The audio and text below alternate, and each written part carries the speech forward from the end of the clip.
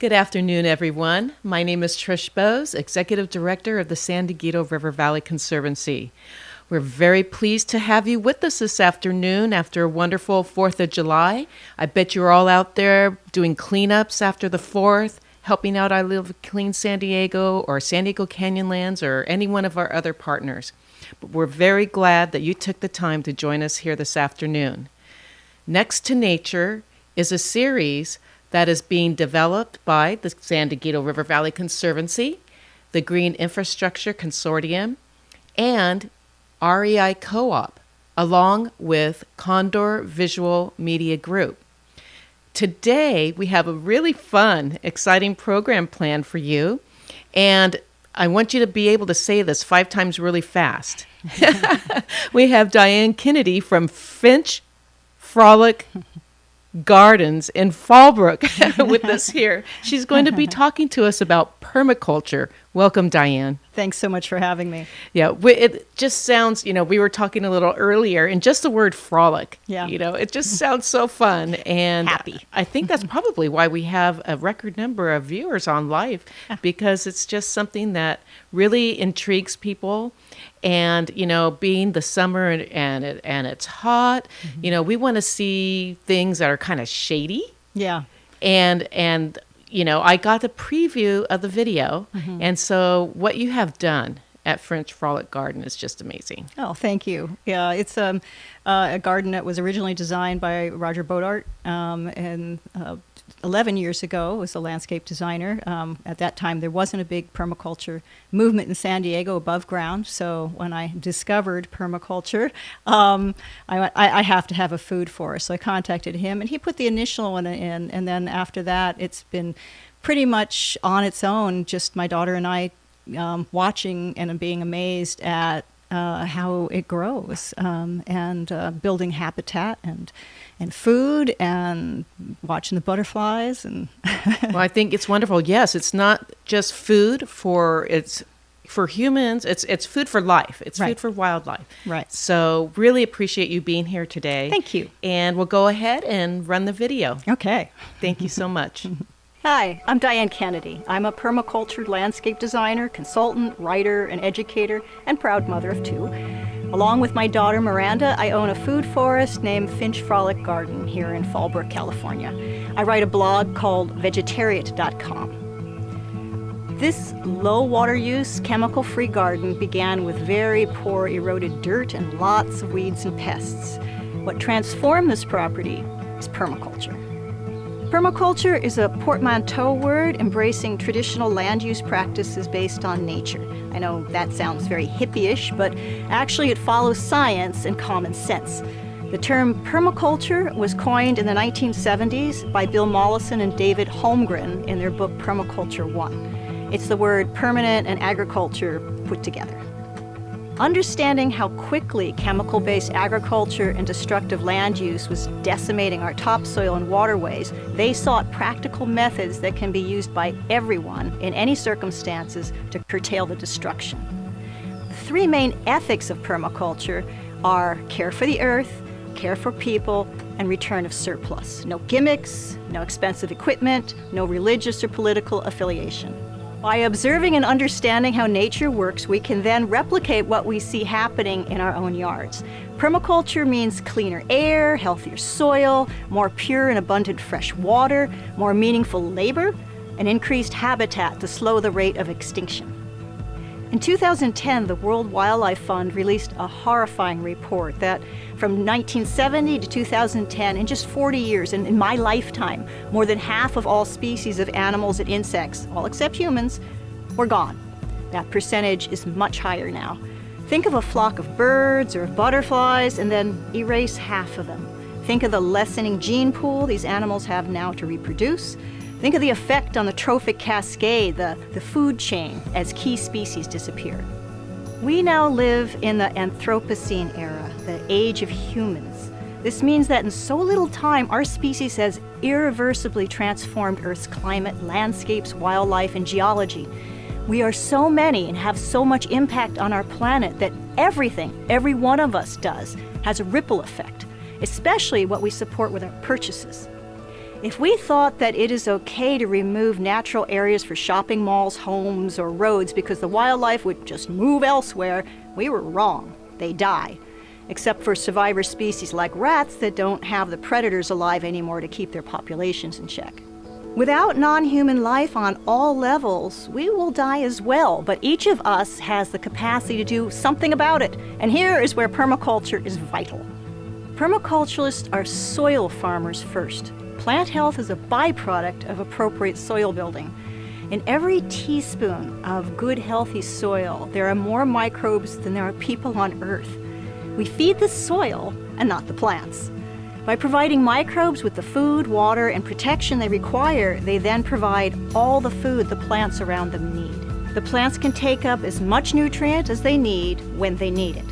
When you apply chemical fertilizers, you kill off microbes in the soil, causing it to compact and shed water. Plants receive only a few nutrients from chemical applications, and if they can't take them up, the rest washes into our water table and stream beds, causing enormous environmental damage. Ever seen a stream bed full of algae and grasses all choking it so that the silt builds up? It's not a clean running stream anymore. That's mostly caused by the use of chemical fertilizers and too much human building.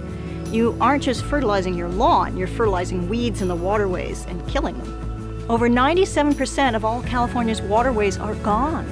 Try to wrap your head around how many animals and insects that would have lived in those waterways that are now dead. So how can you help? How can you change this around? Start in your own backyard. Understanding the needs of your plants will help you build the appropriate soil for them. Most native plants to this area and many Mediterranean varieties don't want a loamy, rich soil, but rather poor soil with good drainage. Many fruit trees and vegetables want a wormy soil with lots of rotten organic matter in it. By giving the plants the appropriate soil, you don't need to use chemical fertilizer. A large part of permaculture is the understanding of how plants function, and then arranging them in groups where they help each other grow without much competition. This creates a plant community. Plant communities in nature grow this way. For instance, some plants mine for nutrients with deep tap roots. Some fix nitrogen in the soil. Others shade and protect the soil and other plants with their canopies. By planting in what is called a guild, plants have a better chance of succeeding naturally. You can arrange trees, shrubs, or even the way you organize vegetables in your garden or ornamentals in pots. It's easier than it sounds. Planting with many species of different sizes and growth patterns is also called polyculture, as opposed to the monocultures of just one species. Polyculture provides habitat for animals and insects and becomes an integrated pest management system. For every invasive insect that comes into this garden, there soon arrives a native predator that consumes it. Because no factory chemicals are used here, this garden is alive with insects, lizards, and frogs, all of which eat other insects or help pollinate. They also provide food in the food chain. Since the garden was created, my daughter has identified over 101 species of birds here, and over 40 species of butterfly, and over 40 species of moth. On our wildlife cameras, we have caught bobcat and coyotes, skunks, possums, and even a fox. This garden isn't in a remote area. The town is 2 miles away, and the property is surrounded by houses. What wild animals still left are here, are near you, and are desperately looking for food, water, and shelter. So give them at least a native border at the edge of your property, a Zone 5 in permaculture design, so that they have a wildlife corridor between resources. Native plants figure heavily in permaculture. Permaculture design not only demands that Zone 5, that strip of local native plants at the edge of the landscape, but encourages native plants throughout your landscape. Native plants provide the best possible food for native insects. There are no indigenous honeybees in North America. All that you see have grown from European stock. What we do have locally are hundreds of native bees, wasps, and flies. They're mostly very tiny, so tiny in fact that some look like a speck of dirt on your hand. These tiny creatures parasitize the bad bugs, the invaders from other areas such as many aphids, scale, and the larvae of beetles. They also pollinate.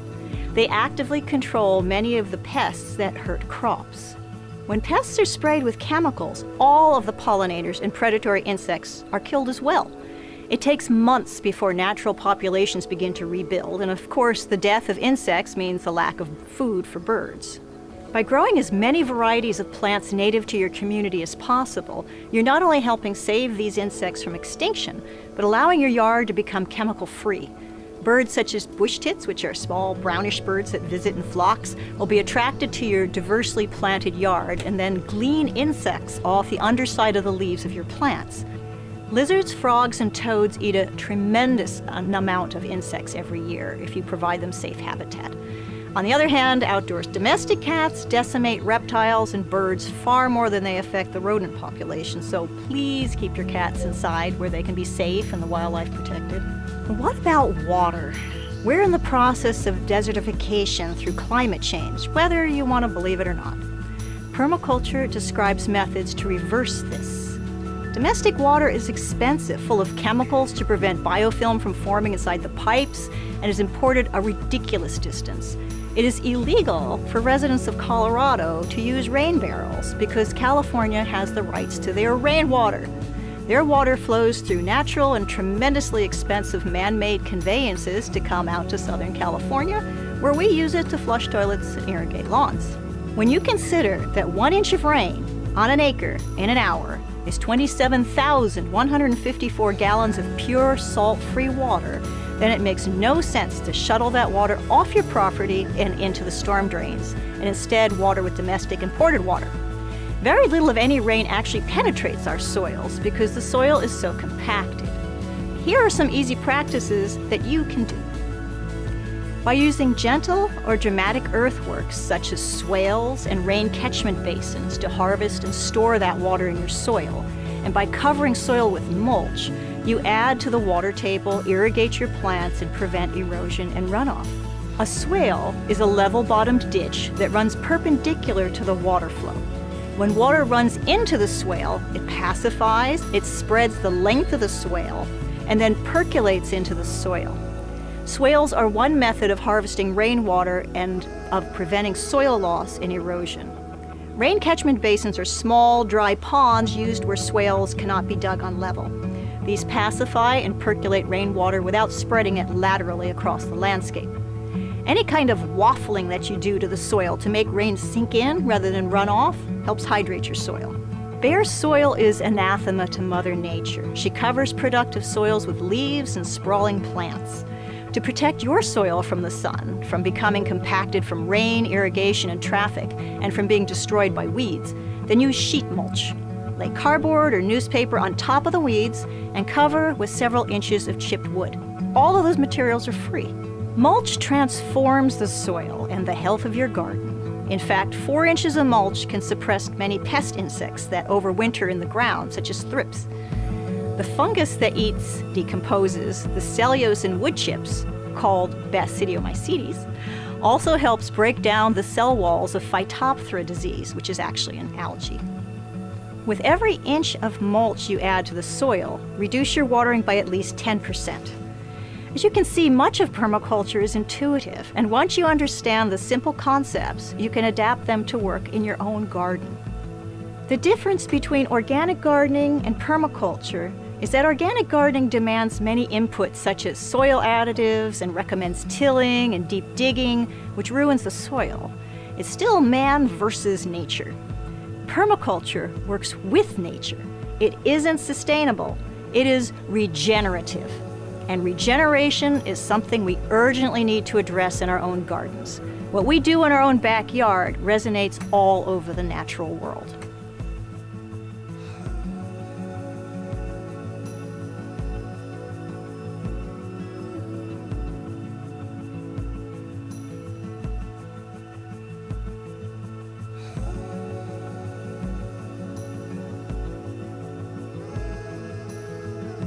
Diane, Yes. how much information can you pack into 15 minutes? My gosh, permaculture is Mother Nature's answer to cure what man has done to the watershed. Yes. I mean, it seems that if plants could talk to each other, they do. They do. Yeah, good point. Yeah. That plants talk to each other, and they're saying as they go through the watershed, as the water is flowing, through the soil and through their roots are saying, this is great, open space here. But then we got down to this, place where it's all residential homes. What are we going to do? Right. I wish they would practice permaculture here, and then we could continue to the next open space area. That's true. Yeah. And that is the whole idea behind our Next to Nature program. Mm-hmm. That is the whole idea, is to take that emerald necklace ideal of providing green space throughout a watershed. And, public property is great. We have, governments and conservancies, such as our conservancy, preserving open space. Mm-hmm. But Thank in goodness. between those, thank goodness, Thank you're goodness. welcome, and thank you for the permaculture. But then we have all these other things that come up: industrial uses, agriculture, residential development, and those are, areas that we can improve. Really, and permaculture offers, solutions for industry, for agriculture, for groves, for homeowners. It's in the design. You don't have to say, well, I can't, what do you want me to do? We have to grow food. Well, yeah. Well, you can plant your trees on contour and collect the water in the soil, and then you're actually lowering your irrigation bill and harvesting water in the soil where it belongs and allowing it to eventually fill our aquifers again, instead of just reversing that and having stressed out trees that you're dumping domestic water on all the time. Right. I've noticed in the shopping centers near my home, they are practically, when they're redoing and they're modernizing the building, they are taking on the responsibility and doing a good job of it, I might say, of incorporating bioswales. It's legal now. You have to incorporate bioswales. So Right. But well, good. Yeah. I'm glad. Well, I know a lot of things are, but they're being done well. yes, And I'm glad that, it's being enforced, if Right. you will, because that hasn't always been the case. But the other thing I'm thinking about, we were talking earlier before, our little webinar here, is that I go on my little evening hike and I'm going under a path that goes under a road. So it's like a little underpass. And it is so full of algae. oh yeah, So full of algae, and there's bullfrogs, and people have put their little pet sliders in there. And I put two and two together as I'm listening to you talk. There's a nursery just upstream. yeah. And then it goes through an entire residential area. Lawns, high nitrogen fertilizers and irrigation that is improperly modified so that there's runoff. There's points of runoff. So a lot of irrigation systems, just even on little patches. Nothing wrong with having a little patch of lawn if you are going to use it.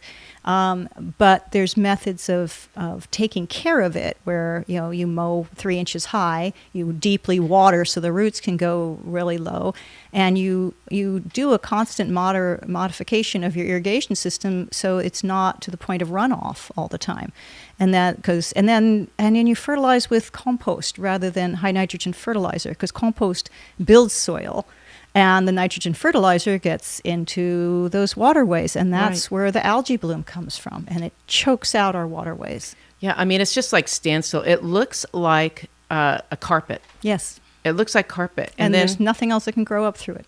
No. It suffocates the wildlife underneath it. Yes. Oh, that's what I was worried about. But then I see all these turtles and these ducks. Survivor species, but there's so many hundreds of other creatures that are not there, and you just don't know that they're not there anymore. Right. But the red-eared sliders are a huge problem, as the turtles. Yes. And they will predate on our native threatened western pond turtles. The bullfrogs, there's not much you can do about it. You can dry out of an area, but then they cross overland, so they end up. So not dumping pets is a huge thing. Yes, exactly. Setting them free. Exactly. And I see another educational opportunity upstream. Yeah. For the nursery. is, hey, let's think about doing this, not in a threatening way, just like, hey, Yeah. let's do an experiment together. Or I'll get a UCSD intern or San Marcos, UC San Marcos, Yeah. in there and do the experiment. Like if we put these practices into place at this nursery upstream, how is it impacting and improving downstream? Okay, I'm going to write that down after this. That's excellent. I mean, it doesn't have to be adversarial. It doesn't have to be them versus us, because these are businesses using what they have and trying to make some kind of a profit, and they have materials and they're trying to do it the fastest and cleanest way they have, and chemical fertilizers and other uses, and a lot of that's what they have to work with, and that's what they know. Right. So just going, okay, these are alternative methods of doing this that are, and this is the bottom line, and this is how you can do this and actually save money down the line, and you'll have healthier employees and healthier soil and et cetera, and you'll actually be a boon to the neighborhood. Right, so, exactly. But it's changing that mindset, and it's just information, just like what these webinars you're doing. It's just providing alternatives and information to people, so they go, whoa, collect water in this ground instead of a barrel or along with a barrel? Exactly. Wow, I can sink water and then it adds to the aquifer. Yes. I mean, some things like you mentioned, common sense in science. Yeah. Common sense in science. Yep. And things that, when people realize that, 80% of a tree is underground. That when you're looking at this majestic sycamore, it's like its head. Wow. And the rest of that root base is down there holding water and building soil. Then, yeah, you need to sink water, so allow those roots to penetrate and do what they need to do underground. Right, to thrive, you know. We need trees more than ever now. We do. So it's important to take care of them. Yeah. We have some questions here, my friend. Oh, cool. Here's a comment from Atkinson Urban Farm. This is so cool. I love permaculture design. Hey. Monica says, very informative. She asks, so if you are not tilling, are you just layering compost / mulch? Yeah, on a permaculture design, the first thing that you do are all your earthworks, and that's swales, that's rain catchment, that's hardscape, anything else, and then you get all that equipment out of the way. If you, like my property was clay, and then slightly downhill it's worse clay, and then at the bottom it's slick anaerobic clay, and there were 100 Washingtonia filiferas, the Mexican fan palms, planted there, which are total junk trees. Right. So there really wasn't soil anymore. There's just weeds, and weeds are there to repair soil. So with part of this project, we did use a tiller to begin with, because we tilled in some nitrogen, and we tilled in mushroom compost, and then the tiller went away because that's the only time you do it, when you can't do any harm. And after that, it's all layering. It's mulch, because that's, as I tell my when I give educational tours through, I say, well, you could save whole 2 hours if you just remember, leave the leaves. Right. Because nature, that's what they're dropping on the ground, is leaves. That's it. So yes, for raised beds, you're layering compost on the top. You're trying to build soil microbes. And when you cut through that soil, you're killing them off. And you're breaking that root connection underground between plants as well. So in this case, more is more. More is more, yes. More is more. I like that. I love that. So Patty asks, what are your best suggestions for composting? Okay, I don't know exactly to what that pertains, but if it's a method of composting, if you have a good back, you can do hot composting, where you turn it you really need a large pile, 3 meters by 3 meters, and it has to be kept wet, which is very difficult in our climate, and then you turn it every few days. There's cold composting, where you just throw it into a bin, and eventually you'll end up with a handful of compost, and that's fine. There is taking a handful of kitchen scraps and your trowel and digging a little hole and throwing it in.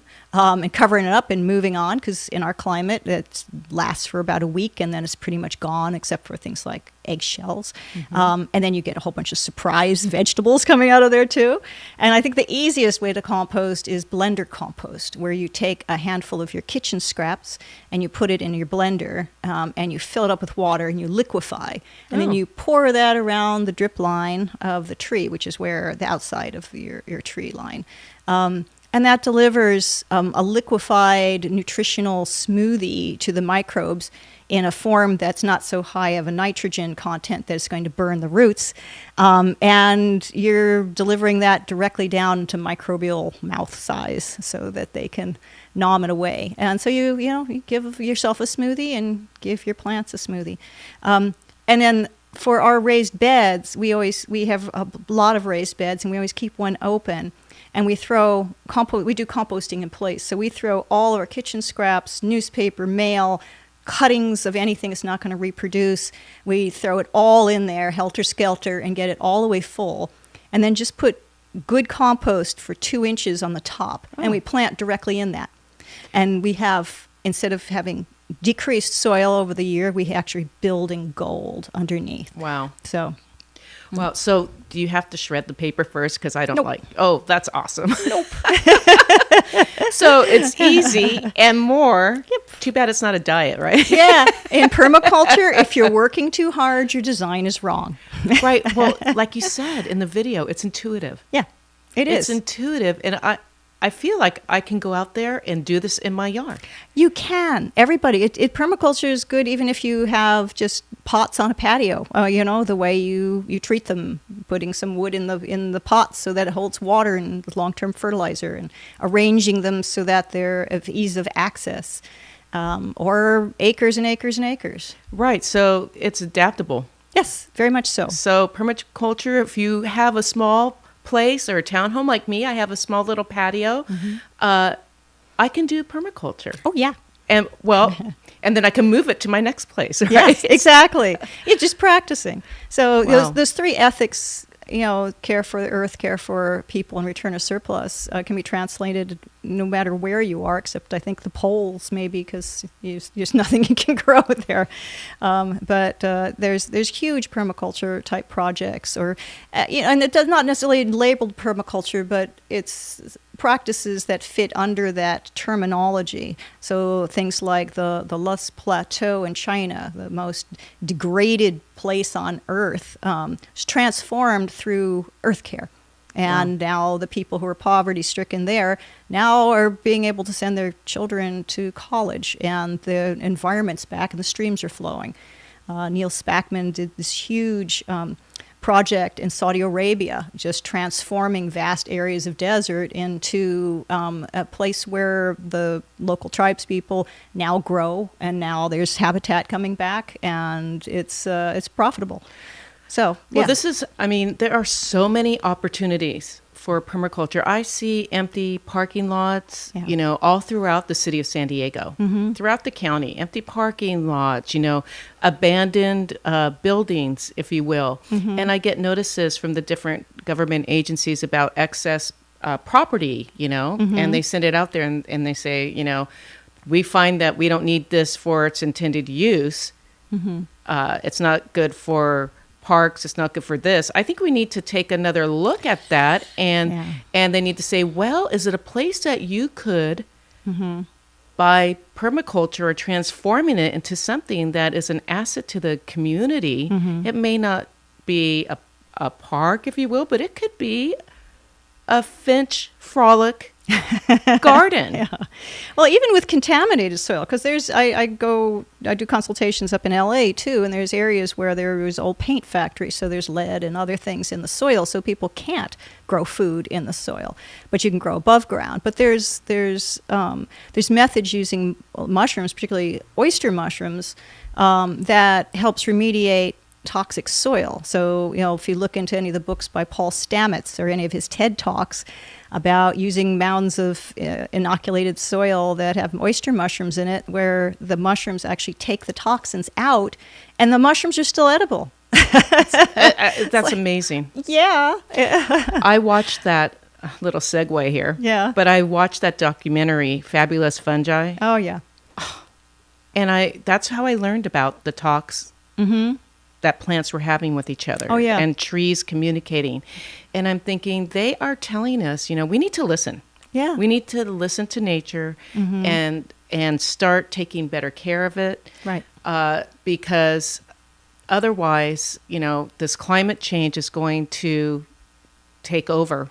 It's bad. It really is bad. We can live in our little rose-colored glasses and just say, well, my life is unaffected, but it's not really. If you think about, if you grew up in this area, think about how much wildlife was when you were running around as a kid and what is there now. And people suddenly realize, I haven't seen that bird here in a long time. I used to have quail all over the place, and there's no quail. Yeah, we're changing, and a lot of that's population, because everybody wants to live here. But 97% of California's wetlands are gone. 97%. And what happened to all of that wildlife that was in there, and all that water? It's been, redirected and put in cement channels to get out of the way. And then our houses are built so that they redirect water away from the foundation into the street rather than collecting. And now that we're having changing water rain patterns where we're getting inundations, it was just, enormous inundations, our compacted soil is just going to run that right off. Right. So we need to do something in our backyards with a shovel. Yeah, we need to do this together. Yes. One person can't do it. One government can't do it. We need to do this together, and everyone can take part. Right. Backyard by backyard. You can do it. It's easy. It really is simple, and it makes perfect sense. Diane, that's what Next to Nature is all about. Yes. And we have a little tagline. It's Landscape for Life. Yes. That's our tagline, and we're stand by it. Oh my gosh, we have so many questions. I could just go on and on and on and on. Let's see. How deep does a hole have to be when you dig and bury it? Is that like for the paper, maybe when we were talking before? Oh, for the compost. Just get it underground. It's just because the microbes in the soil are usually within the first 6 inches to a foot. So you just need to get some dirt over the top of it, and you will have worms and other good things. And remember, you're building soil for things that need rich soil there, for garden things and food products and fruit trees and that kind of things. And if you have natives, which are amazing, you don't need to do this because they want the decomposed granite. Well, Steve says, very informative. Thank you, Steve. Whoever. Your thoughts on gray water. We plumb our shower water to citrus trees, and they seem to be doing well. Yep. Laundry to landscape is completely legal, and that's as long as you control what chemicals you're putting down there, and that's absolutely fine. For the other gray water, I know you've spoken with Brooke Saracen already, but using your other gray water and sending it through a mulch system is absolutely excellent. Capture every drop of water that you can. Yeah, we have Pam Meisner, a.k.a. Miss Smarty Plants from the Water Conservation Garden. She's coming on our next webinar after you, and she's going to be talking about this, Steve. She's going to be talking about water harvesting. Fantastic. So tune in. We have some more questions here. This is awesome. Atkinson Urban Farm says, how can we integrate permaculture design into school gardens? Good question. You get a permaculturalist to come and show them how to layer and build soil without using fertilizer, and Gaia's Garden is a really good, by Toby Hemingway, is a really good beginning permaculture book. I wouldn't go right for the Mollison textbook, right. But some user-friendly, books like that, and give it to one of the teachers that is spearheading this, so they get an idea of what they can do, and then they can teach it. But yeah, it all makes sense. That's what's so exciting about it.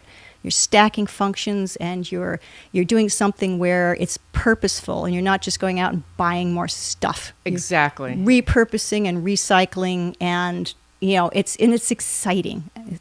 Well, did someone tell you who our upcoming guests are? Because then when Yeah. after Pam, we have Tom Hamilton from Lumber Cycle, who's going to be talking about reuse and upcycling. That is exceptional. Yes. Yes. Oh, this is so great. I've Diane. seen him work his portable mill. It's amazing. Yes, we're excited. We can't believe the status and talent and expertise, intelligence of our guests. I mean, the Conservancy, REI, we are just so thankful to have you here. I mean, the questions, do you have time for more questions? Bring it on. Oh, right.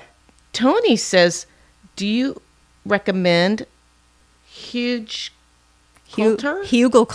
Hugelkultur. Yeah, okay. yes, you betcha. Sheet mulching and hugelkultur are the two things that I really recommend if you're going to grow food. And hugelkultur is burying wood in the soil, essentially. Oh.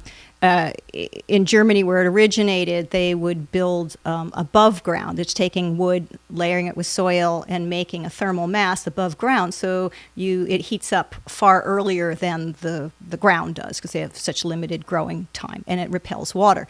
Here we are in a desertscape, and so we want to reverse that. We want to not build a thermal mass above ground because we're so hot. But we want to add that nutrition to the soil. So yeah, I have Finch Frolic Garden. Every time you cut down a tree or a bush or do pruning, all of that wood can go back into the soil. And the older and larger the wood, the better because that wood becomes a sponge and holds rainwater and irrigation water. And gradually, as the soil around it dries out, that seeps into the soil around it. And you plant on the downside of that. And the roots of the plant can access water and nutrition at the same time. And you're sequestering carbon into the soil. If you have wood above ground, it's releasing carbon into the atmosphere. Cover it with soil, you're sequestering carbon in a user-friendly way for the trees. So great.